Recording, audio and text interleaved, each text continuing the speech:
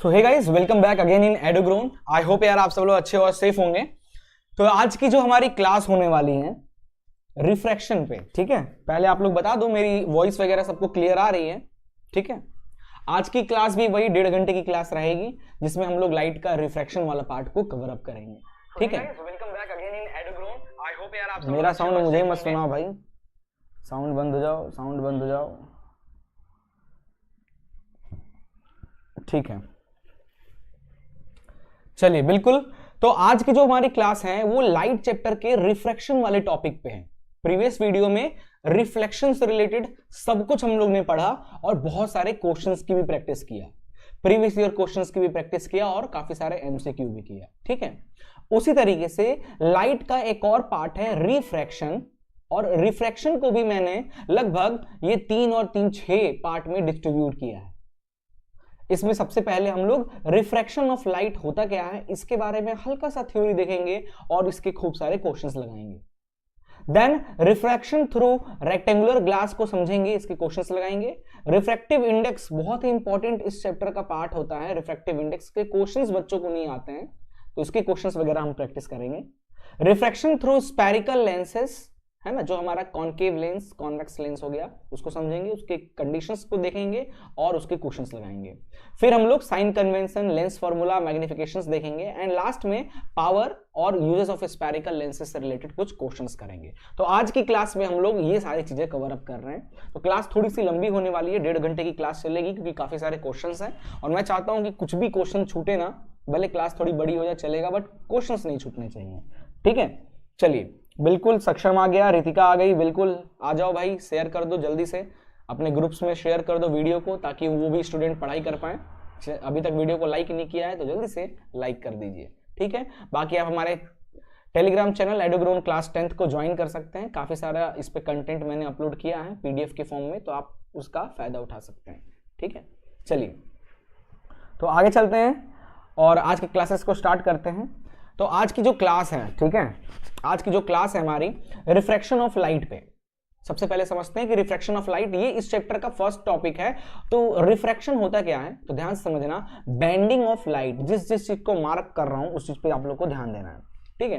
क्या कह रहा हूं मैं, bending of light when it enter obliquely from one transparent medium to another medium. देखो रिफ्लेक्शन क्या हमने पढ़ा था, जरा सा एक बार रिवाइज करता हूं। रिफ्लेक्शन में क्या होता है बेटा कि बाउंसिंग बैक है ना, bouncing back of light, bouncing back of light, light का बाउंस बैक हो जाना फ्रॉम स्मूथ सरफेस से, ठीक है। और हमने पढ़ा था जिस मीडियम से लाइट आती है ना उसी मीडियम में बाउंस बैक हो जाती है, इसी को हम लोग रिफ्लेक्शन कहते हैं। लेकिन जो रिफ्रैक्शन होता है बेटा ये थोड़ा सा डिफरेंट है।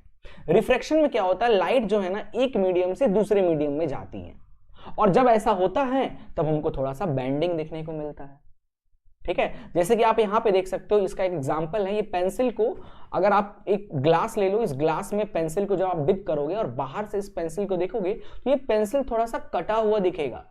क्या रियली में ये पेंसिल कटा हुआ है? नहीं ना, बट हमें दिख रहा है क्योंकि लाइट इसमें हो क्या रहा है, वाटर एक मीडियम है और बाहर क्या है, एयर है। तो जब लाइट वाटर से एयर में आ रही है तो लाइट जो रेज है ना वो बैंड हो रही है, क्योंकि इसी फिनोमेनन को तो रिफ्रैक्शन कहते हैं, ठीक है। Bending of light when the light goes from one medium to another medium, ठीक है, इसी को रिफ्रैक्शन कहा जाता है। क्लियर है सबको? कृपांशी भी आ गई, हेलो सर, बिल्कुल आ जाइए जल्दी जल्दी।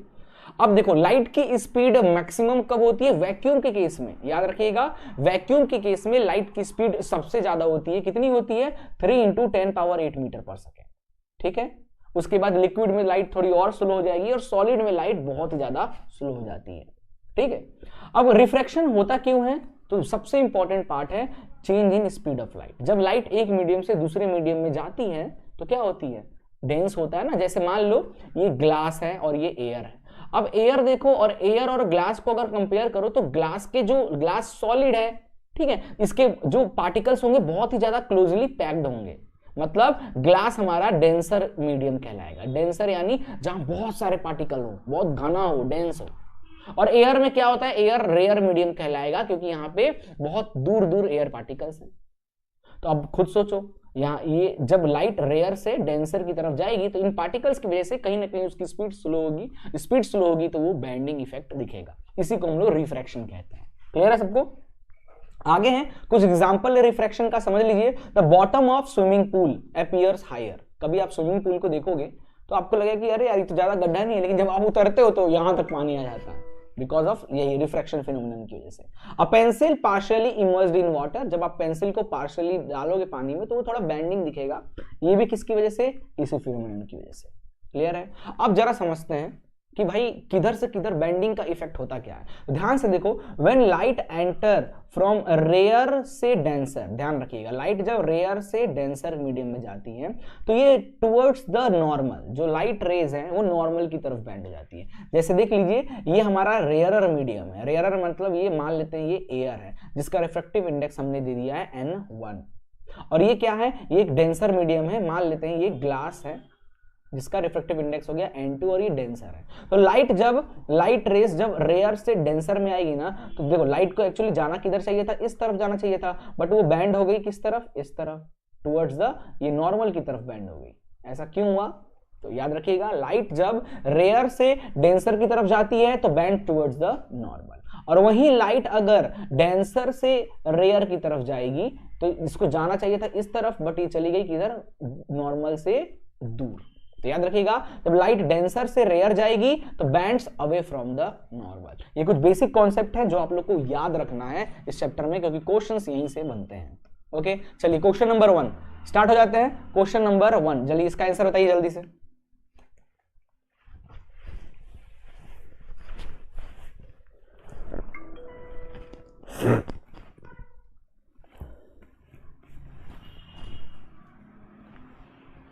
बिल्कुल स्टार्ट हो जाइए, बताइए इसका आंसर क्या हो जाएगा। आज थोड़ा जल्दी जल्दी आंसर देना सब लोगों को।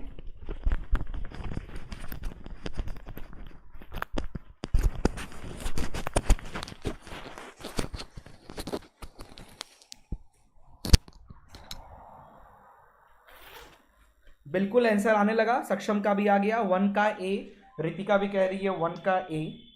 आप लोग का आंसर सही आ रहा है। 2 मिनट हमें समय दीजिए जरा, आज गर्मी कुछ ज्यादा लग रही है।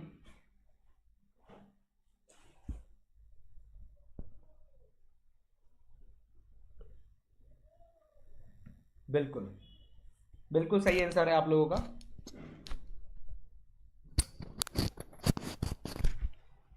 चलिए,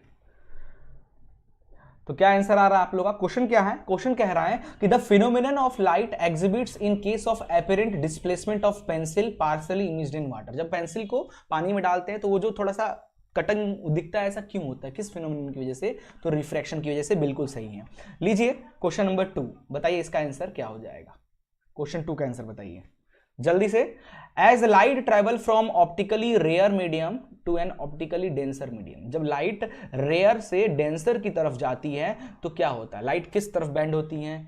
और जनरली बैंडिंग की कहानी नहीं हो रहा है यहाँ पे, वेलोसिटी से रिलेटेड पूछ रहा है। इंक्रीज वेलोसिटी होगा, डिक्रीज वेलोसिटी होगा, नो वेलोसिटी में कोई चेंज नहीं होगा, या हम बता ही नहीं सकते कि भाई क्या होगा।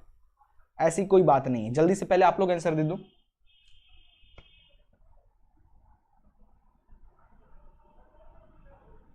जल्दी बताइए क्वेश्चन 2 का आंसर क्या हो जाएगा। तो क्वेश्चन 2 का आंसर देखो, जैसे आप लोगों को पता है ना बेटा, जब भी रिफ्रैक्शन की केस की बात करेंगे ना तो यहां पे लाइट की जो स्पीड है ना, लाइट की स्पीड है वो कम ज्यादा होगी। लाइट की स्पीड ज्यादा और कम होगी तभी आपको बैंडिंग फिनोमिनन दिखेगा।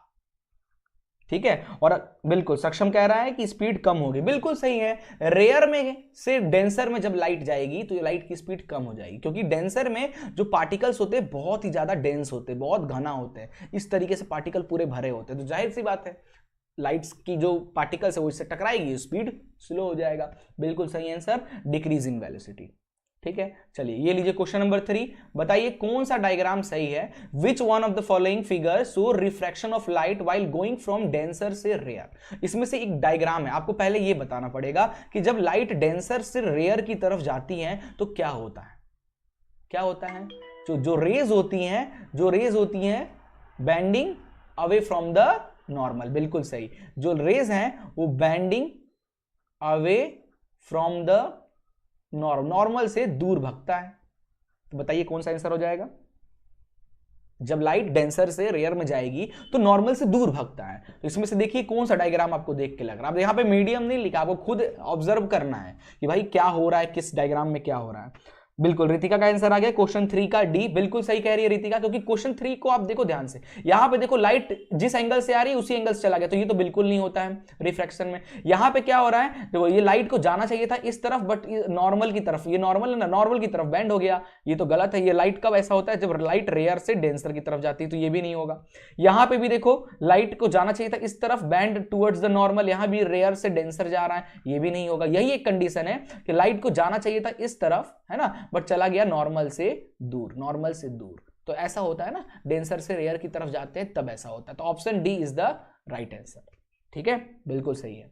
लीजिए क्वेश्चन नंबर 4 लीजिए, बताइए इसका आंसर। अब चलिए क्वेश्चन नंबर 4 जो है ज्यादा बड़ा टॉपिक नहीं था, छोटा सा टॉपिक था। कह रहा है कि explain with the help of diagram के हेल्प से when a pencil partially immersed in water appear to be bent at the water. Diagram की हेल्प से आपको ये एक्सपेरिमेंट को समझाना है कि जब हम पेंसिल को वाटर में पार्शियली डिप करते हैं तो वो थोड़ा सा बैंड दिखता है। डायग्राम की हेल्प से आपको उस चीज को एक्सप्लेन करके अच्छे से बताना है। तो कुछ ये आंसर है इसका कि होता कैसा है, अंदर वाटर है, बाहर हवा है। तो light from different point of pencil immersed in water refract and appear to come from the point above the original position. होता क्या है कि जो लाइट जो हमारी आंखों में आता है वो थोड़ा अप होकर आता है, जिसकी वजह से क्या होता है, हमको जो पेंसिल है थोड़ा सा ऊपर दिखता है। ऑल ये सब किसका कारण है, रिफ्रैक्शन के कारण। ठीक है, क्वेश्चन नंबर 5 है।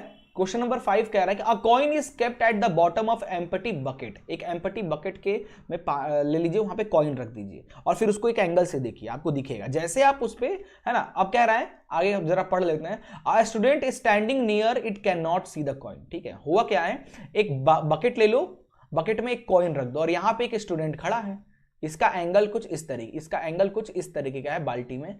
तो भाई इसका जो एंगल है उसके हिसाब से तो उसको दिख नहीं रहा है, लेकिन जब हम इसमें वाटर डालें तो वो जैसे हम वाटर डालें ना, तो फिर ये जो कॉइन है इसको इसी यहां पे दिखने लगा। ऐसा क्यों हुआ होगा, बिकॉज ऑफ रिफ्रैक्शन फिनोमेना। जो हमारा कॉइन है, पानी की वजह से रिफ्रैक्टिव इंडेक्स चेंज हुआ, लाइट रेज डेंसर से रेयर जा रही है, तो इसको बेंडिंग थोड़ा सा अप हो गया, जिसकी वजह से हम इस बच्चे को वापस वो दिखने लगा। ठीक है, तो यही कुछ डायग्राम है इसका और ये कुछ कॉन्सेप्ट लिखा है। वीडियो पॉज करके आराम से आप इसके आंसर्स को पढ़ सकते हैं।